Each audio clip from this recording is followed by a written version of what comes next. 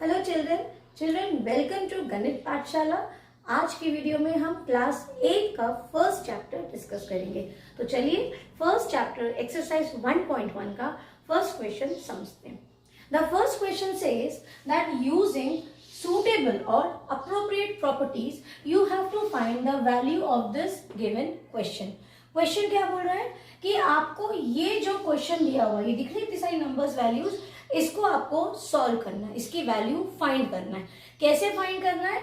कोई एक अप्रोप्रिएट या फिर सूटेबल प्रॉपर्टी को यूज करके इसको आपको फाइंड करना है। तो देखिए जब भी क्वेश्चन में दिया रहेगा कि यूजिंग सुटेबल प्रॉपर्टीज और यूजिंग अप्रोप्रिएट प्रॉपर्टी, तो तुरंत हमको रिकॉल करना है कि कौन सी प्रॉपर्टीज हम यूज कर सकते हैं। सो क्वेश्चन शुरू करने के पहले एक बार हम प्रॉपर्टीज समझ लेते हैं। बेटा पहली एक प्रॉपर्टी हमने पढ़ी थी 7th क्लास में, वो है कम्यूटेटिव प्रॉपर्टी। अब कम्यूटेटिव प्रॉपर्टी जो होती है वो दोनों के लिए होती है, एडिशन के लिए भी होती है और मल्टीप्लिकेशन के लिए भी होती है। राइट, एडिशन में क्या होता है? a प्लस बी या फिर b प्लस a, मतलब कोई भी नंबर को आप पहले और दूसरे पे रखिए या दूसरे नंबर को पहले पे और पहले नंबर को दूसरे पे रखिए, आंसर सेम आएगा। Same way take for example 2 plus 3 is equals to 3 plus 2 will give you same answer as 5। ठीक, मल्टीप्लिकेटिव जो प्रॉपर्टी होती है कम्यूटेटिव प्रॉपर्टी जो मल्टीप्लिकेशन के लिए होती है वो भी यही होती है, सिर्फ इसमें क्या बदल जाता है? साइन बदल जाता है। a into b is b into a, that is 2 into 3 is 3 into 2 is 6। समझ में आया? तो यहाँ देखिए क्या सेम साइन यूज हो रहा है? नहीं, या तो मल्टीप्लाई हो रहा है या प्लस हो रहा है, माइनस प्लस हो रहा है, मल्टीप्लाई हो रहा है। तो सिर्फ प्लस नहीं है, सिर्फ एडिशन नहीं है या सिर्फ मल्टीप्लिकेशन नहीं है। तो एसोसिएटिव प्रॉपर्टी पे चलते हैं। Associative property is also similar to commutative property. The only difference in associative property और कम्यूटेटिव प्रॉपर्टी में एक स्लाइट डिफरेंस है कि कम्यूटेटिव प्रॉपर्टी सिर्फ दो नंबर्स के लिए होती है। और मैंने आपको क्या ट्रिक दी थी, याद करिएगा, C is for company and C is for commutative property. Company कितना होता है? 2 से होता है ना, 1 इज सिंगल, 2 इज कंपनी, ऐसे याद रखना। एसोसिएटिव को आप रिलेट करना वर्ड असेंबली से। स्कूल में असेंबली में सिर्फ 2 बच्चे होते हैं क्या?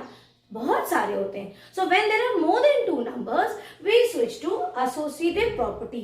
अगेन यहां भी वही होता है, या तो ये एडिशन के लिए होगा या फिर ये मल्टीप्लिकेशन के लिए होगा।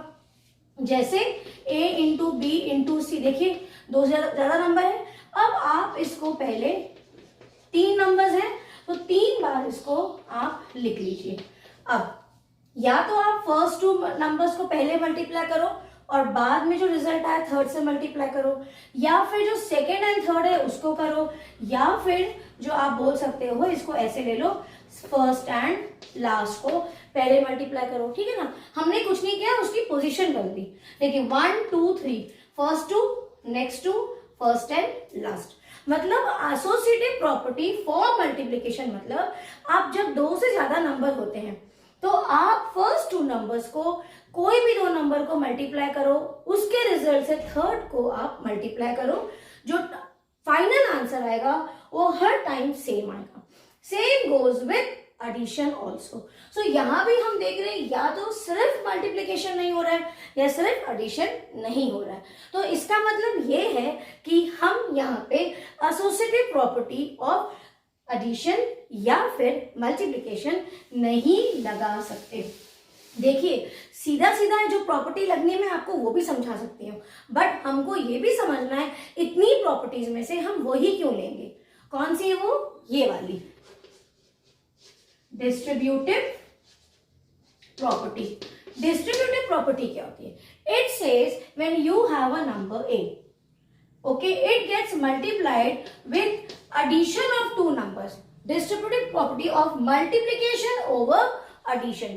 इसको क्या होगा? देखिए a बाहर कॉमन है, ब्रैकेट का मतलब होता है मल्टीप्लिकेशन, मतलब a पहले b से मिलेगा, a ब्रैकेट मतलब मल्टीप्लाई b, बीच में ये बैरियर है प्लस साइन, लिख दीजिए।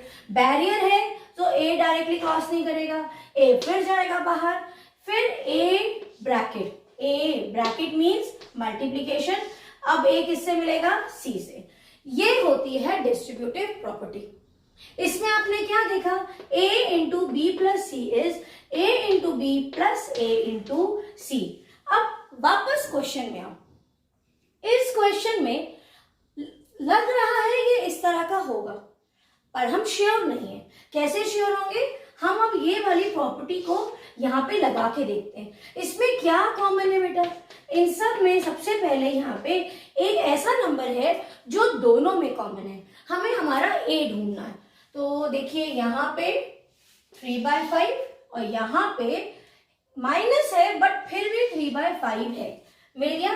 तो अब क्या करेंगे? ये जो पूरा टर्म है इसको हम फर्स्ट टर्म मानेंगे, ये जो पूरा टर्म है इसको हम सेकेंड टर्म मानेंगे, जो बच गया उसको अभी हम लास्ट में करेंगे। कहने का मतलब ये है, अभी हमने क्वेश्चन देखा, क्वेश्चन देके अभी हमें बस इतना समझ में आया है कि यहाँ पे डिस्ट्रीब्यूटिव प्रॉपर्टी लगेगी।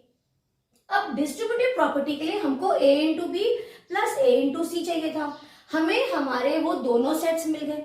तो अब हम क्या करेंगे? इन दोनों को पहले साथ में लिखेंगे, रीअरेंज करेंगे इस क्वेश्चन को फिर से। तो ये क्या बन जाएगा? पहला वाला यही रहने दीजिए, 2/3 इंटू 3/5। अब सेकेंड वाला हम यहां लिखेंगे, माइनस 3/5 इंटू 1/6। क्या बच गया? प्लस 5/2। सो प्लस 5/2 को अलग से लिख दिया। सो हमने अब क्वेश्चन को क्या किया है? रीअरेंज। सो आप कुछ नहीं करोगे, पहले आप एक बार पॉज करो। अगर आप फेयर कॉपी में लिख रहे हैं, अपने सॉल्यूशंस कॉपी कर रहे हैं, पॉज करो। आपको हर बार अगर क्वेश्चन में प्रॉपर्टी बोली है तो प्रॉपर्टी मेंशन करना है, because it carries marks, right. So rough में मैंने यहाँ पे किया है। आप इसके बाद एक लाइन छोड़ के आप लिखोगे बाय अप्लाइंग डिस्ट्रीब्यूटिव प्रॉपर्टी, और वो जो प्रॉपर्टी होती है ऐसे ही आप लिखोगे। उसके बाद एक लाइन छोड़ के आप लिखोगे रीअरेंजिंग द टर्म्स। हमें समझ में आ गया, हमको हमारे ये एक दोनों में कॉमन है, हमने इसको रीअरेंज किया। चलिए अब इसको हम सॉल्व करना स्टार्ट करते हैं। देखिए अभी यहाँ क्या है? ये मेरा है a, ये क्या है? इंटू बी, क्योंकि अलग टर्म है। यहाँ पे ये क्या है? a है, बट ये सिर्फ a है क्या? नहीं, इसके पास क्या साइन है? -a। तो अभी भी हम देख रहे हैं कि a तो है, 3/5 तो है, बट ये वाला 3/5 प्लस 3/5 है और ये वाला -3/5 है। ऐसे हम नहीं ले सकते। बस इस पॉइंट को स्टार पॉइंट मानना, यही पॉइंट में थोड़ा सा आपको ध्यान देना है। यहीं पे या तो क्वेश्चन सही हो जाएगा या तो क्वेश्चन रॉन्ग हो जाएगा। अब हमको क्या समझ में आया? 3/5 ठीक है, बट ये a है और ये -a है। तो आप एक चीज कर सकते हो, या तो इस माइनस को 1/6 को दे दो, तो ये क्या बन जाएगा? अगर माइनस साइन यहां से रिमूव किया तो ये बन गया ना a, और नहीं तो आप ये जो -2/3 था इसका माइनस साइन इसको दे दोगे, तो ये क्या बन जाएगा? -a। बात समझ में आई? किसी एक को चेंज करना है, किसी एक फॉर्म पे चेंज करना है। या तो आपको माइनस ही रहना है तो इसको माइनस बनाइए या इसको प्लस बनाइए। तो देखो मैं क्या करूंगी, यहाँ पे -2/3 है, मैं ये जो माइनस साइन है मैं शो कर रही हूँ। देखो मैंने यहाँ पे एरो मार के दिखाया है कि ये जो माइनस साइन है मैं किसको ट्रांसफर कर रही हूँ? उसके पार्टनर -1/6 को दे रही हूँ। अब ये -1/6 बन जाएगा, तो इसको हम सिर्फ न्यू लाइन पे लिखेंगे। यहाँ पे कुछ छेड़छाड़ नहीं, यहाँ पे आप सिर्फ रीअरेंज किए।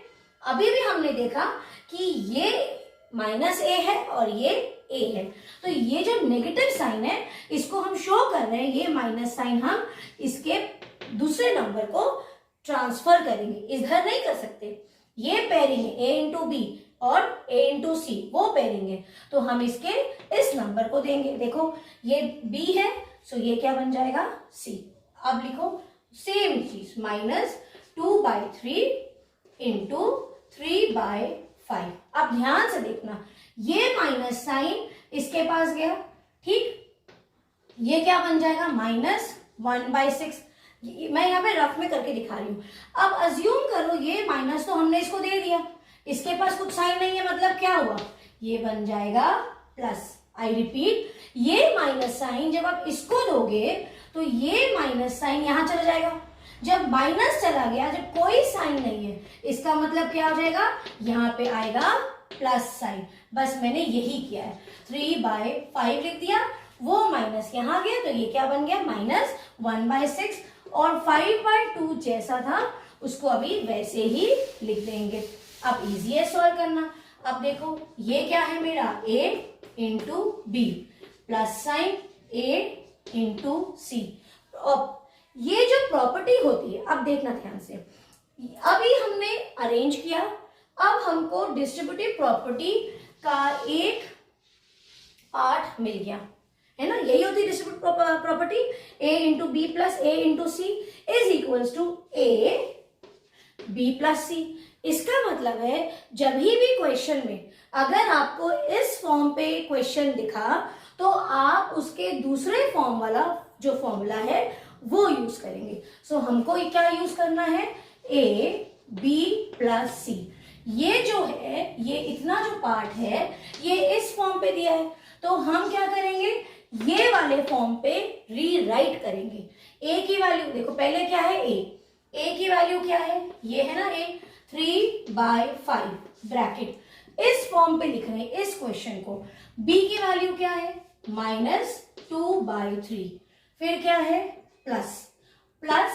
अब c की वैल्यू क्या है, देखो ये है a, ये है a, ये क्या है b, ये क्या है c। c की वैल्यू -1/6 प्लस जो 5/2 है उसको वैसे ही लिख दो।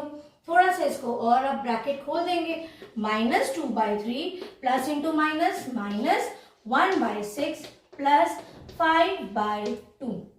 अब क्योंकि ये ब्रैकेट है, we need to first solve the bracket.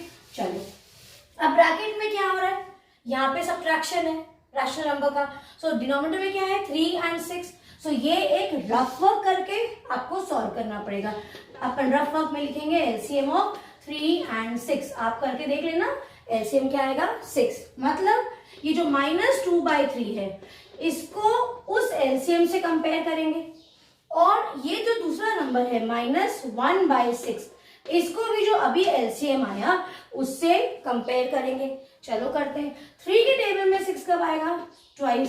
सो ये क्या बन गया -4/6। सो देखो 3/5 -2/3 की जगह पे हमारे पास क्या आ गया -4/6। अब 6 के टेबल में 6 कब आता है 1 टाइम, सो ये क्या बन गया -1/6। अब वो जो नंबर है 5/2 write it as it is, उसको हम बाद में सॉल्व करेंगे। यहां तक आ गया। चलो अब न्यू लाइन पे ये क्या है 3/5, अभी भी ब्रैकेट के बाहर है, आप उसको ऐसे ही लिख दीजिए। सेकेंड, अब देखिए डिनोमिनेटर सेम आ गया, we can solve it. So this will become -4 -1 plus copy that same number. Still there is a bracket, we need to first solve the bracket. So here you will write down that number. Now you can solve. What is this? Minus. When you have same sign, you add and put same sign. So this will become -5/6 plus 5/2. Now because it is a bracket, we can open this and write down plus 5/2 because bracket means multiplication. We have already solved, और अब यहाँ पे कोई number नहीं है तो अब हम ब्रैकेट खोल सकते हैं। यहाँ से 5 और ये 5 कट जाएगा, 3 times 1 3 times 2, सो ये क्या बच गया -1 upon -2 sorry -1 upon 2 plus 5/2। LCM same है, इसको लास्ट में एक बार और सॉल्व करना पड़ेगा। Now see difference in sign, जब भी डिफरेंस होता है साइन अलग होता है, सो हम क्या करते हैं subtraction, bigger value minus smaller value. So 5 - 1 is 4, sign कौन सा आएगा, ग्रेटर नंबर साइन, सो ये प्लस ही रहेगा अपॉन 2, सो 2 1 जा 2 2 जा, सो आंसर क्या आ गया 2. So this is our answer. I hope you have understood the first question. You pause the video, copy the solution also along with this. Okay children, now we'll meet in the next video for the second question. God bless you.